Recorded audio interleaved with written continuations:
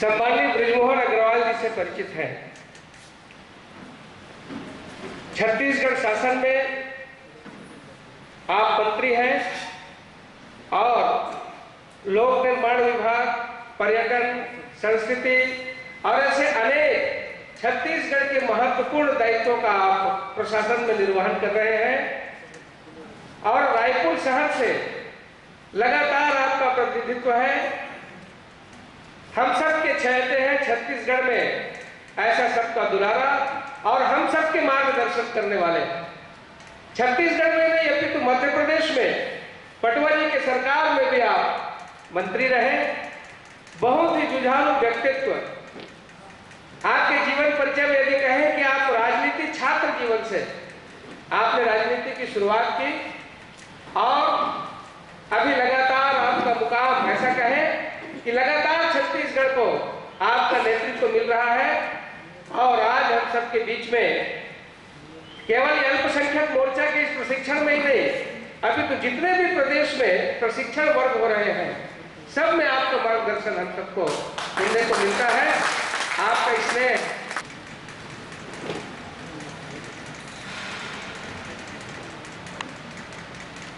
भारत माता की, भारतीय जनता पार्टी जिंदाबाद, भारतीय जनता पार्टी जिंदाबाद, भारतीय जनता पार्टी अल्पसंख्यक मोर्चा जिंदाबाद। आज के कार्यक्रम के अध्यक्ष सलीम अशरफी जी, भारतीय जनता पार्टी अल्पसंख्यक मोर्चे के माध्यम से, भारतीय जनता पार्टी के माध्यम से पूरे प्रदेश में और पूरे देश में भारतीय जनता पार्टी का ऊंचा झंडा ऊंचा करने वाले हमारे अल्पसंख्यक कार्यकर्ता भाइयों और बहनों, हमारे जो प्रशिक्षण वर्ग है, इसके संयोजक आदरणीय जगदीश जी, संचालक संतोष पांडे जी, हम सब भारतीय जनता पार्टी अल्पसंख्यक मोर्चे के कार्यकर्ता हैं। हमने कभी इस बात का विचार किया है कि हम सब लोग भारतीय जनता पार्टी में क्यों आए, भारतीय जनता पार्टी में हमको क्यों भारतीय जनता पार्टी अच्छी लगी, भारतीय जनता पार्टी के ऐसे कौन से काम हैं जिसके कारण भारतीय जनता पार्टी के साथ में हम खींचे चले आए। इसके बारे में कभी आपने अपने मन में सोचा है कि हम भारतीय जनता पार्टी में क्यों गए? जब बहुत बड़ा अल्पसंख्यक वर्ग कांग्रेस का साथ देता है तो आप लोग भारतीय जनता पार्टी में क्यों आए? कहीं ना कहीं आपको भारतीय जनता पार्टी के कुछ काम अच्छे लगे होंगे, भारतीय जनता पार्टी के विचार अच्छे लगे होंगे, भारतीय जनता पार्टी की सरकारों का काम अच्छा लगा होगा, भारतीय जनता पार्टी के नेताओं का काम अच्छा लगा होगा, आपको अटल बिहारी वाजपेयी अच्छे लगे होंगे, जिसके कारण आप भारतीय जनता पार्टी में आए। और जो चीज आपको अच्छी लगी वो चीज दूसरे को अच्छी क्यों नहीं कर सकती? क्यों नहीं रख सकती बताइए? आप भी मनुष्य हैं, वो भी मनुष्य हैं। आप भारतीय जनता पार्टी के कार्यक्रमों में गए, आप आरएसएस के कार्यक्रमों में गए, आप भारतीय जनता पार्टी के नेताओं से मिले और आपको लगा कि अरे भारतीय जनता पार्टी के नेता तो नेता तक लगते ही नहीं है, वो तो हमारे दोस्त यार घर जैसे लगते हैं, कोई घर के परिवार से बड़े लगते हैं, इनसे हमको मिलने में कहीं कोई दिक्कत नहीं। आपको लगा कि बृजमोहन अग्रवाल भारतीय जनता पार्टी का विधायक बना, आज 22-23 साल से विधायक है, परंतु उसने कभी भी किसी के साथ में गैर बराबरी की भावना नहीं की, चाहे वो मुस्लिम हो, चाहे सिख हो, चाहे हिंदू हो, चाहे ईसाई हो। जब वोट की गिनती होती है तो हम लोग देखते हैं कि अल्पसंख्यक वार्डों में हमको वोट बहुत कम मिलते हैं। बाकी कार्यकर्ता बोलते हैं भैया यहाँ तो वोट नहीं मिलते, आप यहाँ सड़क क्यों बनवा रहे हैं? मैं बोलता हूं कि जहां पर हमको वोट नहीं मिलते उनका वोट हमको लेना है, इसलिए सबसे पहले वहां पर हमको ज्यादा से ज्यादा काम करना है। और इससे आप देखेंगे रायपुर में जितने लोग आते हैं, हमारे जितने भी अल्पसंख्यक वार्ड हैं, उन अल्पसंख्यक वार्डों में आज किसी भी प्रकार की कोई समस्या नहीं है, चाहे वो पानी हो, बिजली हो, लाइट हो, सड़क हो। मेरे को याद है कि संजय नगर किसी दिन गड्ढे में होता था और आज वो संजय नगर रायपुर की किसी बेहतरीन कॉलोनी से अच्छा है। तो हमारे कार्यकर्ताओं को भी इसी प्रकार से काम करने की जरूरत है। अच्छी विचारधारा से, जिस अच्छे प्रभाव से हम सब भारतीय जनता पार्टी में आए, उसी प्रकार से बाकी लोगों को भी हमको समझाने की जरूरत है। हम जब भारतीय जनता पार्टी के कार्यकर्ता हैं तो हम कोई साधु संत तो है नहीं, हम कोई पीर फकीर तो है नहीं कि हमको कुछ नहीं चाहिए। हम राजनीति में काम करते हैं तो हम वोट के लिए काम करते हैं, हम राजनीति में काम करते हैं तो चुनाव जीतने के लिए काम करते हैं, हम जब राजनीति में काम करते हैं तो जनता की सेवा करने के लिए काम करते हैं ना। हम जब राजनीति में काम करते हैं तो एक गरीब के दुख दर्द को दूर करने के लिए काम करते हैं। और भारतीय जनता पार्टी ने, चाहे वो अटल बिहारी वाजपेयी की सरकार हो, चाहे वो सुंदरलाल पटवा की सरकार हो, चाहे वो रमन सिंह की सरकार हो, चाहे वो नरेंद्र मोदी की सरकार हो, आज तक की हमारी सरकारों ने कभी किसी के साथ में भेदभाव नहीं किया। कांग्रेस की जितनी नीतियां बनी, कांग्रेस ने आज तक अपनी नीतियों में कहा कि ये जो सुविधा है ये अनुसूचित जाति के बंधुओं को मिलेगी, ये जो सुविधा है ये अनुसूचित जाति के बंधुओं को मिलेगी। परंतु भारतीय जनता पार्टी ने कहा कि गरीब गरीब होता है, गरीब ना हिंदू होता, ना मुसलमान होता, ना सिख होता, ना ईसाई होता, और इससे गरीब का दुख दर्द दूर होना चाहिए, गरीब का कल्याण होना चाहिए। और इसलिए भारतीय जनता पार्टी ने छत्तीसगढ़ में जब 1 और 2 रुपए किलो का चावल देना शुरू किया तब ये नहीं कहा कि हिंदू को मिलेगा, मुस्लिम को नहीं मिलेगा। हमने ये तय किया कि जो गरीब होगा उसको मिलेगा। और आज हमारे अल्पसंख्यकों में बहुत बड़ी जमात गरीबों की है, आज उनको 1-2 रुपए किलो का चावल मिल रहा है। भारतीय जनता पार्टी का राज है। क्यों भाई? अगर भारतीय जनता पार्टी अल्पसंख्यक विरोधी होती तो बोलते कि नहीं खाली हिंदुओं को मिलेगा, बाकी को नहीं मिलेगा, सबको मिल रहा है। क्योंकि भारतीय जनता पार्टी ये मानती है कि हिंदुस्तान में रहने वाला हर नागरिक हिंदू, मुसलमान, सिख, ईसाई नहीं है, वो भारत माता का पुत्र है, वो भारत माता का सपूत है। और उसके साथ में गैर बराबरी की भावना नहीं होनी चाहिए। भारतीय जनता पार्टी जब राष्ट्रवाद की बात करती है तो हमारे राष्ट्रवाद में कोई हिंदू, मुस्लिम, सिख, ईसाई नहीं होता। राष्ट्रवाद में भारत का एक एक नागरिक होता है, एक एक व्यक्ति होता है कि हम उसकी चिंता करते हैं। जब हमारी कांग्रेस से लड़ाई होती है तो कांग्रेस बोलती है कि भारतीय जनता पार्टी मुसलमानों की विरोधी है। हम बोलते हैं कि हम लोगों को बांट कर नहीं देखते, हिंदू, मुस्लिम, सिख, ईसाई नहीं। अगर बांट कर देखेंगे तो वर्ग भेद पैदा हो। आज हम देखते हैं कि जो जिसको आवश्यकता है, जिसको जरूरत है, अरे चाहे वो हिंदू हो, चाहे सिख हो, चाहे मुस्लिम हो, चाहे ईसाई हो, सबका एक पेट है, सबको भूख लगती है, सबको पहनने के लिए कपड़े चाहिए, सबको मकान चाहिए, सबको रोजगार चाहिए। तो मेरे जातिवाद में बांटने से काम क्यों? जिसकी आवश्यकता है, जो गरीब है, उसको मिलना चाहिए। अगर भारतीय जनता पार्टी की सरकार ने छत्तीसगढ़ में कि जो भी गरीब लड़की होगी 9वीं में पढ़ने जाएगी उसको साइकिल मिलेगी, तो उसमें मुस्लिम लड़कियों को भी साइकिलें मिली। अगर इसी को हम बोलते हैं अनुसूचित जाति जनजाति को मिलेगी या हिंदुओं को मिलेगी, तो मुस्लिम लड़कियों को साइकिल मिलती है, मुस्लिम लड़कियां स्कूल में पढ़ने क्या बात है? तो भारतीय जनता पार्टी की कोई भी नीति ऐसी नहीं है जो कि वर्ग भेद पैदा करे या जातिवाद के आधार पर काम करे। भारतीय जनता पार्टी की नीति है कि हम दीनदयाल उपाध्याय जी के सपनों को साकार करने के लिए हम उनको अपना अग्रज मानते हैं, उनके बताए गए रास्ते पर चलते। उनका कहना है कि किसी को भी जिस दिन जो समाज में सबसे पीछे है, सबसे नीचे है, जो सबसे गरीब है, जिसको 2 समय का खाना नहीं मिलता है, जब तक उसकी गरीब की झोपड़ी में दिया नहीं जलेगा तब तक हमारा राजनीति करने का कोई फायदा नहीं है। और वो गरीब हिंदू भी हो सकता है, वो सिख भी हो सकता है, वो ईसाई भी हो सकता है, वो अनुसूचित जाति भी हो सकता है, वो जनजाति भी हो सकता है, वो मुस्लिम भी हो सकता है। और इसलिए आज हमारे देश में पूरी नीतियों को परिवर्तन करने की जरूरत है कि जो गरीब है उस गरीब के लिए सरकारों की तरफ से सुविधा मिलनी चाहिए। और इस काम को अगर कोई करता है तो सिर्फ भारतीय जनता पार्टी करती है, दूसरी कोई पार्टी नहीं करती। कांग्रेस क्या बात करेगी कि अनुसूचित जाति को मिलना चाहिए, अनुसूचित जनजाति को मिलना चाहिए। और कभी कभी जब चुनाव का समय आएगा तो अर्जुन सिंह जी और दिग्विजय सिंह जी जैसे लोग अल्पसंख्यकों की बात शुरू कर देंगे। परंतु आज तक कुछ दिया है? मैं आप ही लोगों से पूछना चाहता हूं। दिल्ली में तो कांग्रेस की सरकार है ना, चलो यहां तो भारतीय जनता पार्टी की सरकार है, परंतु दिल्ली में कांग्रेस की सरकार है, देश के 5 राज्यों में कांग्रेस की सरकार है। या कांग्रेस की सरकारों में अल्पसंख्यकों के लिए क्या विशेष किया गया है ऐसा कुछ छत्तीसगढ़ में नहीं हो रहा हो और किसी राज्य में हो रहा हो तो जरा आप बताओ। अरे अटल बिहारी वाजपेयी दिल्ली में जब प्रधानमंत्री बने तो सबसे पहले हज के लिए कोटा और हज की सुविधा और हज की सब्सिडी को किसी ने बढ़ाया तो अटल बिहारी वाजपेयी ने बढ़ाया। इस देश के सर्वोच्च पद पर अगर अब्दुल कलाम साहब को राष्ट्रपति किसी ने बनाया तो भारतीय जनता पार्टी और अटल बिहारी वाजपेयी ने बनाया। अगर वो मुस्लिम थे तो क्यों बनाते भाई? और भारतीय जनता पार्टी ने उनको दोबारा भी बनाने की पेशकश की, पर कांग्रेस ने उसका विरोध किया। अगर कांग्रेस अल्पसंख्यकों की समर्थक होती तो उन्होंने क्यों भाई कलाम साहब को दोबारा राष्ट्रपति बनाने के लिए क्यों सहमति नहीं दी? क्या कारण है इसका?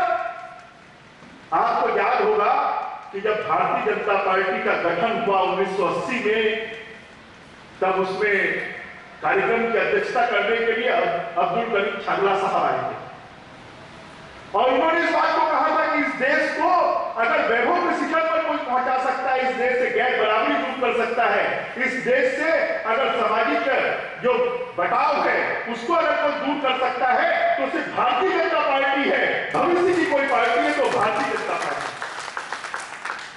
नजमा हेपतुल्ला साहब कांग्रेस में थी ना, क्यों वो भारतीय जनता पार्टी में आई? कांग्रेस ने उनके साथ में क्या किया? आज वो भारतीय जनता पार्टी के राष्ट्रीय उपाध्यक्ष है। भारतीय जनता पार्टी एक ऐसी पार्टी है जो योग्यता के आधार पर, वो किसी भी जाति का हो, किसी भी समाज का हो, किसी भी वर्ग का हो, उसमें भेदभाव नहीं करती। अगर वो योग्य है तो उसको बड़े से बड़े पद पर पहुंचाने के लिए भारतीय जनता पार्टी हमेशा तैयार रहती है। और इसका उदाहरण अब्दुल कलाम साहब हमारे सामने है, नजमा हेपतुल्ला हमारे सामने है, भारतीय जनता पार्टी के राष्ट्रीय अधिवेशन की अध्यक्षता करने वाले करीम छागला साहब हमारे सामने है। हमको इन सब बातों पर विचार करने की जरूरत है। अगर भारतीय जनता पार्टी सांप्रदायिक होती, भारतीय जनता पार्टी अल्पसंख्यकों की चिंता नहीं करती, तो क्या छत्तीसगढ़ में कभी हज कमेटी बनती, कभी वक्फ बोर्ड बनता, कभी उर्दू अकेडमी बनती? आज जितने मुस्लिमों के संगठन है उसको किसने छत्तीसगढ़ में गठित किया? हमने।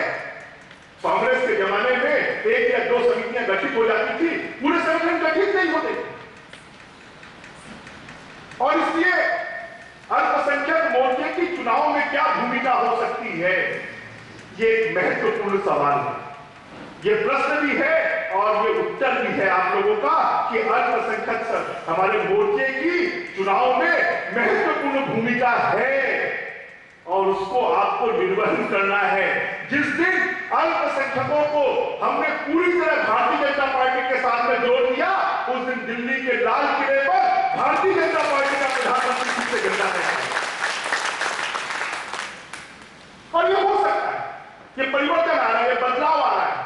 जो नई पीढ़ी आ रही है वो नई पीढ़ी इस बात को समझ रही है। पुराने पीढ़ी के लोगों को आपको समझाने की आवश्यकता है। मैं जब चुनाव लड़ता हूं तो जहां जहां पर हमारे मुस्लिम एरिया हैं वहां पर मुस्लिम कार्यकर्ता 100-100, 50-50 की संख्या में खड़े रहते हैं।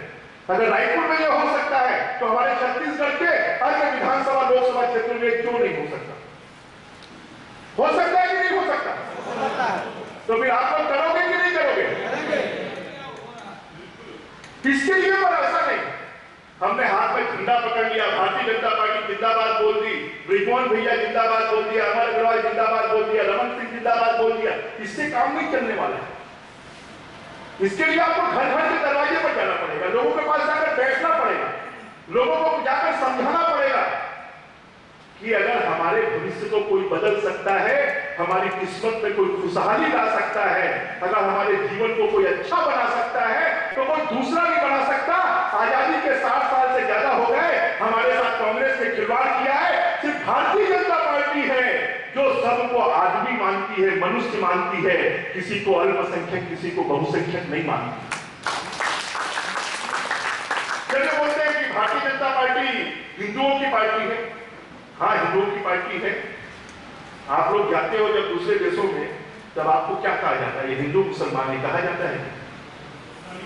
हिंदुस्तानी मुसलमान कहा जाता है?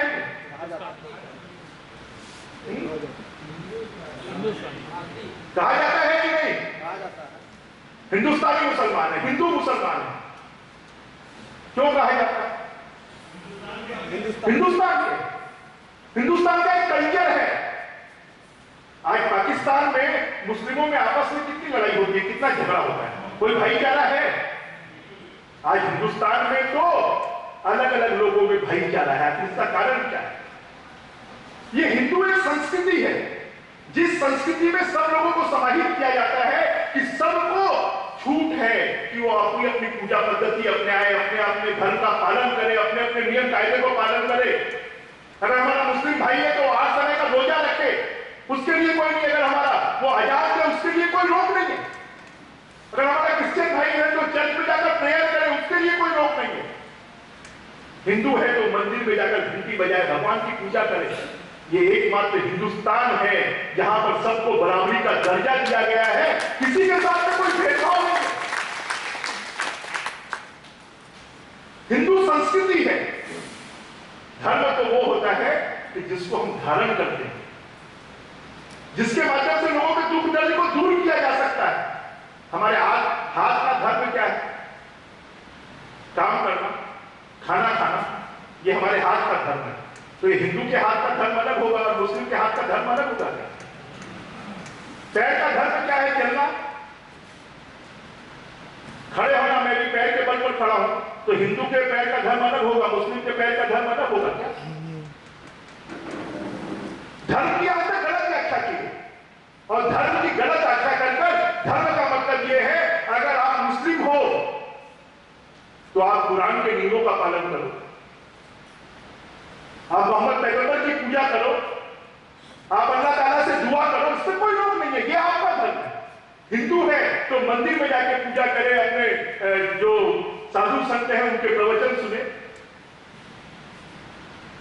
कांग्रेस ने आज तक धर्म के नाम पर लोगों को झगड़ाने की कोशिश की।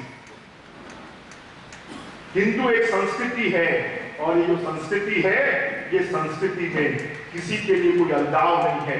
वो अपने आप में सब कुछ समाहित करती है, और ये आज से नहीं, ये लाखों साल पुरानी संस्कृति है। और इसलिए भारत की 100 करोड़ आबादी के बाद भी अटक से लेकर कटक तक और कश्मीर से लेकर कन्याकुमारी तक अगर भारत एक है तो यहाँ की संस्कृति के कारण है, वो हिंदू संस्कृति के कारण है।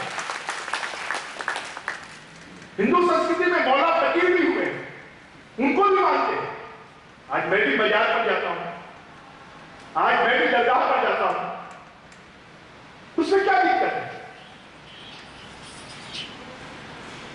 रास्ते अलग अलग है, मंजिल तो सबकी एक है। वो ऐसी सी ताकत है जिसको हम प्राप्त करना चाहते हैं, जिससे हम सहायता प्राप्त करना चाहते हैं, जिसका हम आशीर्वाद लेना चाहते हैं, जिससे हम दुख दर्द, किसी ने अल्लाह को देखा है, किसी ने भगवान को देखा है, उसको हम महसूस करते हैं। उसको हम भगवान कहते हैं, आप अल्लाह कहते हैं, कोई यीशु कहता है। तो जो हम लोगों को आपस में बदलाने की कोशिश की जाती है, आपस में लड़वाने की कोशिश की जाती है, हमको इस बात को समझने की जरूरत है। और जिस दिन हम इस बात को समझ जाएंगे, उस दिन अल्पसंख्यकों को, पहले तो हमारे अल्पसंख्यक मोर्चे को समझने की जरूरत है। पहले तो हम समझदार हैं। बहुत सारी किताबें छपी है, उनको अगर आप पढ़ेंगे तो आप बाकी अल्पसंख्यक भाइयों बहनों को भी समझाने में आप सक्षम होंगे। आप इस प्रकार के कार्यक्रमों में शामिल होंगे। अभी आप आज और कल 3 दिन आप लोग बैठने वाले हैं, 3 दिन में बहुत सारे यहाँ पर व्यक्त होंगे, उसमें आपको बहुत कुछ सुनने को मिलेगा। परंतु हमने इस कान से सुना, इस कान से निकाल दिया, तो फिर हमारा कोई मतलब नहीं होगा। हम सुनने के बाद में उसको भूले, और भूलने के बाद में जो अच्छी चीज लगे अपने और भाइयों को जाकर बताएं और उनको भारतीय जनता पार्टी के साथ में जोड़े, तब इसका मतलब होगा, तब इस अभ्यास वर्ग का, इस प्रशिक्षण वर्ग का मतलब होगा। और आज हम सब भारतीय जनता पार्टी के कार्यकर्ता हैं, तो हमारे मन में है कि भारतीय जनता पार्टी की सरकार तीसरी बार भी आना चाहिए। हमारे मन में है कि दिल्ली में भारतीय जनता पार्टी की सरकार फिर से बनना चाहिए, भारतीय जनता पार्टी का प्रधानमंत्री फिर से बनना चाहिए, तब इस देश का उद्धार होगा। आज भारतीय जनता पार्टी की सरकार जब अटल बिहारी वाजपेयी थे, उस समय पूरे देश में, आज सबके जेब में मोबाइल है, किसने लाया मोबाइल? गैस की लाइन में लगना खत्म हो गई थी, राशन की दुकानों में लाइन लगना खत्म हो गई थी, पूरे देश को सड़कों से आपस में जोड़ा गया। आज जो देश में हमको प्रधानमंत्री सड़क योजना बन गई, वो किसने लाया? भारतीय जनता पार्टी की सरकार ने लाया। तो भारतीय जनता पार्टी की सोच विकास की सोच है और कांग्रेस की सोच खाली राजनीति करने की सोच है। तो आपस में बांटो, अपना वोट दबाड़ो, सरकार में बैठ जाओ, उसके बाद कोई मतलब नहीं। आज हम लोग तो 12 महीना लोगों के बीच में रहते हैं, पर कांग्रेस के लोग तो खाली चुनाव के समय ही आप लोगों के पास आते हैं। हमारे कार्यकर्ताओं को अल्पसंख्यकों के बीच में आज हमारे पास में 2 साल का समय है। इस 2 साल के समय में हमको इस बात को तय करना चाहिए, हमारा एक कार्यकर्ता तय करे कि हमको भारतीय जनता पार्टी को जिताने के लिए हमको काम करना। हम जहां जहां से आए हैं हमको पोलिंग बूथ वाइज पूरी तैयारी करना चाहिए कि हर पोलिंग बूथ में हमारे अल्पसंख्यक समाज के कितने लोग हैं। मतदाता सूची होती है, मतदाता सूची में से हम छांटे। जो रायपुर के कार्यकर्ता उनको मालूम होगा कि हर मतदाता सूची में पोलिंग बूथ में से मैं अल्पसंख्यक समाज के लोगों को छांट कर अपने कार्यकर्ताओं को, अल्पसंख्यकों को उनका नाम देता हूं कि तुम जाओ उनके घरों में संपर्क करो।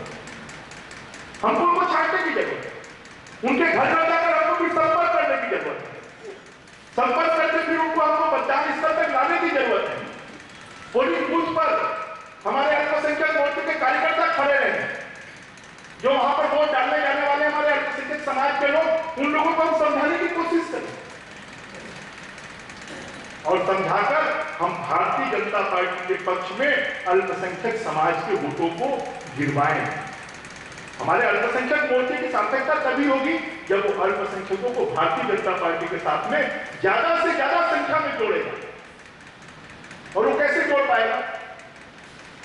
दिल्ली में हमारी सरकार थी, उस सरकार के कामों के बारे में हम जानकारी दें। आज छत्तीसगढ़ में भारतीय जनता पार्टी की सरकार है, वो क्या क्या काम कर रही है उसके बारे में हम जानकारी दें। यहां से हज में कितने लोगों को भेजे, यहां पर हमारे जो अल्पसंख्यक से जुड़े हुए जितने भी आयोग और संगठन बने हैं, उनके माध्यम से लोगों की कितनी सेवा हो रही है। हमारे कार्यकर्ताओं को अल्पसंख्यक समाज के जो गरीब लोग हैं उनके लिए सरकार की जो योजनाएं हैं, उन योजनाओं का फायदा भी हमको उन तक पहुंचाना चाहिए।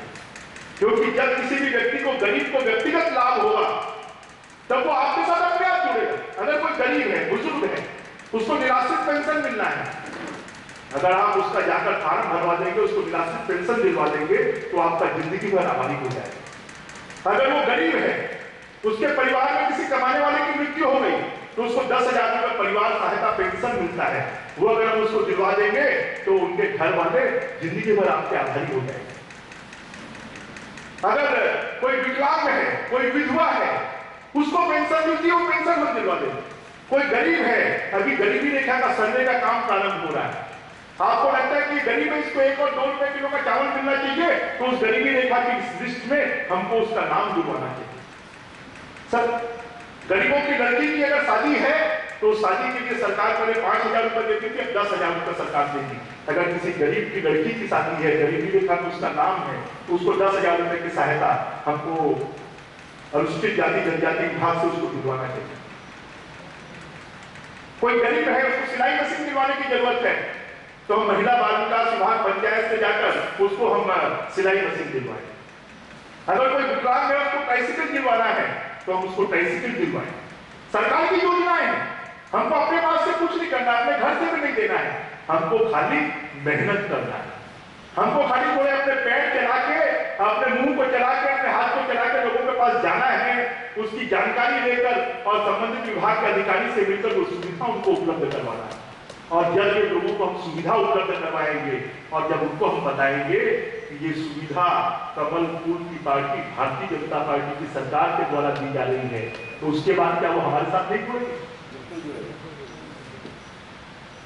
पर हम लोग खाली नारेबाजी जरूर करते हैं, बस झंडा उठाए, केसरिया दुपट्टा डाले, जय जिंदाबाद मुर्दाबाद, ये नारे लगाएंगे, इससे काम नहीं होने वाला। अगर हम कार्यकर्ता हैं तो कार्यकर्ता के नाते हम अल्पसंख्यक समाज को भारतीय जनता पार्टी से कैसे ज्यादा से ज्यादा जोड़ सकते हैं, इसके बारे में हमको प्रयास करना पड़ेगा। और ये प्रयास हमको अपने अपने वार्डों में, अपने अपने मोहल्लों में, अपने अपने पोलिंग बूथ में, अभी पार्टी ने तय किया कि 25 सितंबर से लेकर 2 अक्टूबर तक हर पोलिंग बूथ पर दीनदयाल उपाध्याय जी की जयंती मनाई जाएगी। दीनदयाल उपाध्याय जी और श्यामा प्रसाद मुखर्जी की फोटो वहां पर ले जाएंगे। हम भारतीय जनता पार्टी के कामों के बारे में बताएंगे। हमारे जितने अल्पसंख्यक वार्ड है उन अल्पसंख्यक वार्डों में हम अपना भारतीय जनता पार्टी का पोलिंग बूथ स्तर पर यह कार्यक्रम करें, वहां पर यह सब जानकारी दें। और ये सब जानकारी जब हम लोगों तक पहुंचाएंगे तो लोग, आप कोशिश करिए, मेरा कहना है, कहते हैं ना कि रसली आवत जात है सिंपल पर निशान, कभी हिम्मत हारने की जरूरत नहीं है। लोग मेरे को आज भी कहते हैं कि भैया आप तो इतना काम करते हो सब मुस्लिम साथियों के लिए, अल्पसंख्यक समाज के लिए, और उसके बाद भी आपको उसी से कम वोट मिलता है। मौला नहीं, एक न एक दिन ऐसा आएगा जब मेरे को वहां से ज्यादा वोट मिलेगा, उसके लिए मैं तैयार। तो हमको कभी हिम्मत हारने की जरूरत नहीं है। हमारे मुस्लिम कार्यकर्ता अरे भैया कितना भी समझाओ, कितना भी बोलो, आखिरी दिन वो वहां पर मस्जिद में बैठक हो जाती है, बोल देते हैं, तो फिर वो वोट हमको नहीं मिलते, जो हमको देने वाले वो भी देते। ये इसमें हिम्मत आने की जरूरत, ये प्रक्रिया है, ये चलेगा। जो पुराने लोग हैं उनकी मानसिकता बनी हुई है, उस मानसिकता को बदलने की जरूरत है। और जब नए लोग मानसिक रूप से हमारे साथ तैयार हो जाएंगे तो पुराने लोगों को भी बदलने के लिए तैयार करेंगे कि हमारा भविष्य को कोई अच्छा बना सकता है, सुखद बना सकता है, तो कांग्रेस कभी नहीं बना सकती, वो सिर्फ भारतीय जनता पार्टी बना सकती है। ये नए लोग बता सकते हैं। और इसलिए हमको हमारे समाज के जो यंगस्टर हैं, जो नई टीम पैदा हो रही है, जो पढ़ लिख रही है, जो कॉलेज में पढ़ रहे हैं, जो स्कूल में पढ़ रहे हैं, ऐसे बच्चों को भी, अल्पसंख्यक बच्चों को भी हमको भारतीय जनता पार्टी के साथ में जोड़कर भारतीय जनता पार्टी के कार्यक्रमों में हमको लाने की शुरुआत करना चाहिए।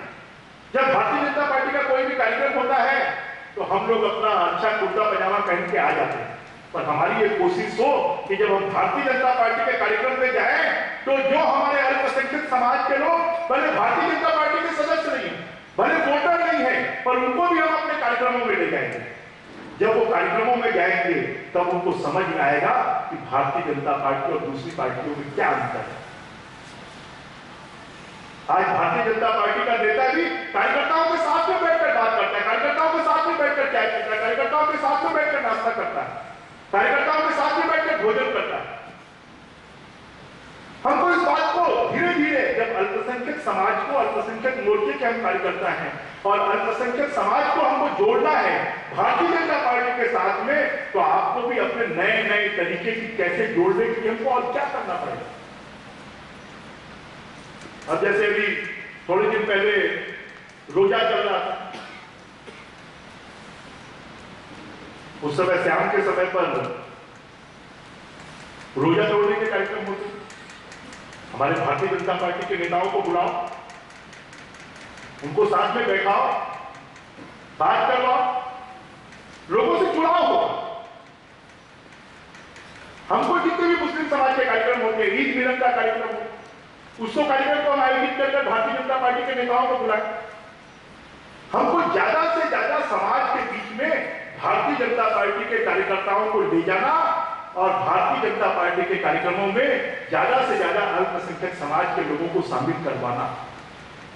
जब हम ये प्रक्रिया शुरू करेंगे तो एक न एक दिन ऐसा आएगा कि अल्पसंख्यक समाज को अपनी विचारधारा को, अपनी सोच को बदलकर कि हमारे अगर भविष्य को कोई बना सकता है, इस देश के भविष्य को कोई बना सकता है, अगर किसी को भी इस देश में रहने वाले हर आदमी को, चाहे वो मुस्लिम हो, चाहे वो सिख हो, चाहे ईसाई हो, उसको अगर एक मनुष्य के रूप में कोई लेता है, इस देश के नागरिक के रूप में कोई लेता है, भारत माता के पुत्र के रूप में कोई लेता है, तो सिर्फ भारतीय जनता पार्टी है, दूसरी कोई पार्टी नहीं है। और यही पार्टी इस देश के भविष्य को संभाल सकती है, यही पार्टी देश के भविष्य को बना सकती है, यही पार्टी इस देश की किस्मत को फिर से, इस देश को विश्व गुरु बना सकती है, यही पार्टी इस देश में फिर से रामराज्य लाकर सबके जीवन को खुशहाल बना सकती है। जब रामराज्य की बात करते हैं तो लोग बोलते हैं ये पार्टी तो राम की बात करती है, रामराज्य का मतलब क्या है? कभी किसी ने विचार किया है? बताओ कोई खड़े होकर रामराज्य का मतलब क्या है?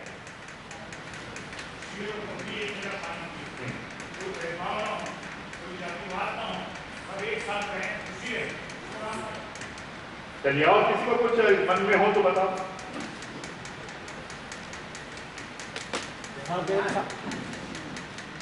सब एक साथ मिलकर अमन अमान के साथ जीवन बसर करने का ही नाम राम राज्य है। और सब भेदभाव मिट जाए, सब आपस में खुशहालपूर्वक जीवन बसर करें, भेदभाव मिट जाए, वो राम राज्य। राम राज्य का मतलब वो तो एक मुहावरा है कि सबके साथ में बराबरी का व्यवहार हो, कोई छोटा नहीं हो, कोई बड़ा नहीं हो, सबको जीवन जीने के लिए सुख सुविधा मिले। जब राम राज्य की बात करते हैं तो उसको भी कांग्रेस के लोग क्रिटिसाइज करते हैं। लोगों के साथ में बराबरी की बात करना क्या ये गैरवाजिब है? हमको इन सब चीजों के ऊपर में विचार करने की जरूरत है। इन सब चीजों पर विचार कर और भारतीय जनता पार्टी के अल्पसंख्यक मोर्चे की चुनाव में क्या भूमिका हो सकती है, अल्पसंख्यक मोर्चा कैसे चुनाव भारतीय जनता पार्टी के साथ में अल्पसंख्यकों को जोड़ सकता है, इस दिशा में हम सब अल्पसंख्यक मोर्चे के कार्यकर्ताओं को पूरी ताकत के साथ में तन मन धन से परिश्रम की पराकाष्ठा करके कि तीसरी बार हमको छत्तीसगढ़ में भी सरकार लाना है और दिल्ली में भी हमको भारतीय जनता पार्टी का प्रधानमंत्री बनाना है, ये संकल्प लेकर आप सब लोग जाए। आज के अवसर पर मुझे यहाँ पर आमंत्रित किया, मुझे बोलने का अवसर दिया, इसके लिए आपने शांति से सुना, इसके लिए बहुत बहुत धन्यवाद। जय हिंद, जय भारत, जय छत्तीसगढ़। जो आपको आने वाले दिनों में बहुत काम आने वाले हैं, तो हम सब बड़ी संजीदगी के साथ, बड़ी बेदारी के साथ, हर चीज़ से बालातर होकर हम इन तमाम बातों को अपने अंदर ग्रहण करें और ग्रहण ही ना करें बल्कि उसको अपने क्षेत्रों में जाकर अमली जामा जरूर पहनाएं।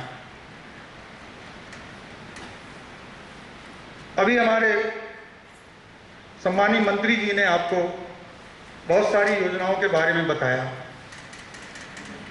कुछ दो चार बातें मैं आपकी जहन में लाना जरूरी समझ रहा हूं। देखिए, पिछले 60 सालों में आज मुसलमानों की हालत दलित समाज से भी पिछड़ी हुई है। अभी कुछ सालों पहले एक सच्चर कमेटी की रिपोर्ट आई थी। उस रिपोर्ट में ये कहा जाए तो समझा यह जाता है कि वो कांग्रेस के पिछले 60 सालों में किए गए कामों का बदतरीन आईना था। वक्त की बात मैं आपको बताऊं कि पूरे हिंदुस्तान में 1,20,000 करोड़ की वक्त की हमारी वो संपत्तियां हैं जो हमारी आबाओ अजदाद ने हम लोगों को वक्त की थी, हमारी फलाह व बहबूदी और हमारी तरक्की के लिए। मगर पिछले 60 सालों में एक सोची समझी हुई रणनीति के तहत कांग्रेस के कुचक्र के कारण वो पूरी की पूरी संपत्ति आज अतिक्रमण में चली गई। उस संपत्ति का अगर मुनाफा अगर 1 साल का अगर जोड़ा जाए तो सच्चर कमेटी की रिपोर्ट में आया है कि 12,000 करोड़ रुपए की आमदनी मुसलमानों को पूरे हिंदुस्तान में मिल सकती है। अगर ये रकम हमको मिलने लग जाए और ये हमारी पूरी वक्त की जायदादें जो हमारी अपनी हैं और जो हमारे सरकारी रिकॉर्ड्स में हैं, अगर वो हमको वापस मिल जाए तो मेरा ये मानना है कि मुसलमान अपना मुकद्दर खुद अपने हाथ से लिख सकते हैं। मगर कांग्रेस से कभी होने नहीं देगी। ये सारी बातें सम्मानीय मंत्री जी को मालूम हुई, हमारे मुख्यमंत्री जी को मालूम हुई। सबसे पहली पहल अगर कहीं हिंदुस्तान में हुई तो उस प्रदेश का नाम छत्तीसगढ़ प्रदेश है। और आप ताज्जुब करेंगे, 52 करोड़ रुपए से भी ज्यादा की प्रॉपर्टी आपकी हम वापस ला चुके हैं अभी। और अभी पिछले दिनों में महासमुंद का पूरा मार्केट, जो महासमुंद की मस्जिद की जायदाद थी, यहां से पूरी फौज गई और पूरी दुकानों को तोड़कर पूरी की पूरी प्रॉपर्टी मस्जिद के हवाले की। यह है भारतीय जनता पार्टी की पहचान, जिसको हम सबको समझना है। आज यहां 4-5 संस्थाएं चल रही हैं, सबको मंत्री पद का दर्जा दिया गया है। ये इज्जत सलीम अशरफी को नहीं है, डॉक्टर सलीम राज को नहीं है, यूनुस कुरैशी को नहीं है। ये इज्जत छत्तीसगढ़ में रचने बसने वाले 7 लाख से ज्यादा मुसलमानों के साथ। ये है छत्तीसगढ़ में भारतीय जनता पार्टी की पहचान। आप सब यहाँ तशरीफ लाए, मैं आप सब लोगों का तहे दिल से शुक्रिया अदा करता हूँ। 3 रोजा ये प्रोग्राम है और मैं खुसूसी तौर पर कल की गहराइयों से जनाब फिरोज मोहन अग्रवाल जी का मैं शुक्रिया अदा करता हूँ कि वो तशरीफ लाए। उन्होंने एक बेहतरीन हम लोगों को एक मसले के तहत हम लोगों की रहनुमाई की। मैं उनके लिए फिर से अपनी तरफ से उनको बहुत बहुत उनका शुक्रिया अदा करता हूँ। जय हिंद, जय भारत, जय छत्तीसगढ़।